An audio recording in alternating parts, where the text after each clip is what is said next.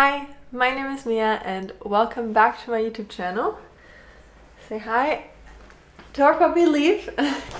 He is about to turn 11 months old in like a week or so. And yeah, I just wanted to hop on here to talk about our recent trip that we took with Leaf. We did a 1-month road trip with him in the winter time, and yeah, I figured I could talk a bit about our experience in case you plan a trip that you want to take your puppy on. And yeah, of course every dog is different, and I'm just going to talk about our personal experience. Maybe it helps you. So our puppy is a whippet, and just a little bit about whippets if you don't know, they are quite calm. They sleep for most of the day and then they just have these bursts of energy. So that made it quite easy for us on this trip because Leaf pretty much slept the entire time in my lab while we were driving, which was amazing, and he didn't complain once. He walked with us through every city that we stopped in and again didn't complain. So he was just absolutely wonderful. Yeah, we were lucky that Leaf is small enough to fit on my lap where he was really comfortable. We tried having him in the back in the crate for a little bit, but that made him very anxious. Another trait that is common amongst whippets. Whippets are very anxious dogs. So yeah, it worked out well for us to have him in my lab. We are also quite lucky that he does not get car sick. I know a lot of dogs do get car sick, so if your dog does, then a road trip is probably not such a good idea, but Leaf does great in the car, which was amazing for us. Now, we have done road trips before where we slept in our car, which we also did most of the time on this trip. But of course, things are different when you have a dog with you. We had to consider keeping him warm enough, especially during the winter time, since we went during late November, early December. So yeah, we made sure to have all of his snuggly blankets. We brought a heated pillow for him to lay on, and of course we covered him in our sleeping bags as well, so he was toasty. We brought 3 pairs of clothes for him, which kept him nice and warm, not just while sleeping, but also while exploring Europe in the winter time. So yeah, of course those are things to consider. Then we of course had to bring a lot of food for him and brought a couple toys too to entertain him. Make sure that, again, if you have a whippet like we do, then you know that their stomachs are very sensitive. Another trait of a whippet, I guess. So we made sure to buy enough gastrointestinal food so he wouldn't get sick on the trip, which helped a lot in my opinion. Nevertheless, he did get a bit of diarrhea because as a whippet, he just likes to eat everything he can find, and it's really hard to keep your eye on him 100% of the time. If you look away for just 1 second, he'll already have swallowed something, so it's hard to control, but the gastrointestinal food definitely helped. We also brought some probiotics for him, just to make sure that we cover all our bases with his biggest vulnerability, that being his stomach, of course. Yeah, then we also brought his crate, which that took up a lot of space, but it was a good call because in the times that we did stay in hotels, we were able to keep him in there. So we had the chance, for example, in Rome, to go sightseeing to places where we weren't allowed to bring Leaf.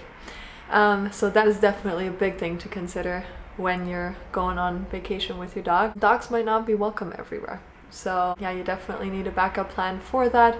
Luckily, we're not too touristy in that sense, so we were able to bring Leaf along on almost everything other than, like I said, in Rome we went to see the Colosseum and the Vatican, and then when we were at home with my family in Berlin, we went to see a show where of course he couldn't come with us either, so the crate did come in handy but was a big hassle in a way. Luckily it's a pretty sturdy thing, so we were able to just put it outside of the car while we were sleeping in the car, so it wasn't the biggest deal, but definitely something to consider.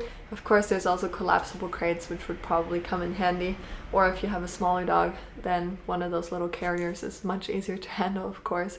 But yeah, just something that we did that worked for us, and something you might want to consider too if you bring a dog on a road trip. And then, of course, the thing that we were very, very worried about is the possibility of him getting sick. Now, realistically, it's not too big of a worry because we're not really gonna do anything differently, whether he gets sick here or whether he gets sick on our trip. Of course, we would have taken him to the vet and he would have probably stayed in a hotel, so that might have been different. Maybe if he had gotten sick, then we would have probably stayed in more hotels just so he has a comfortable place to stay.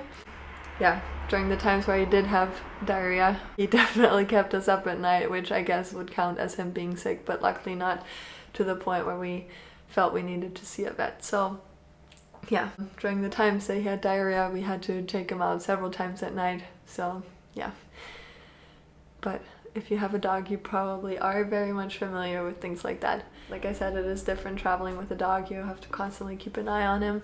You have to make sure that you do things that are suitable for the dog.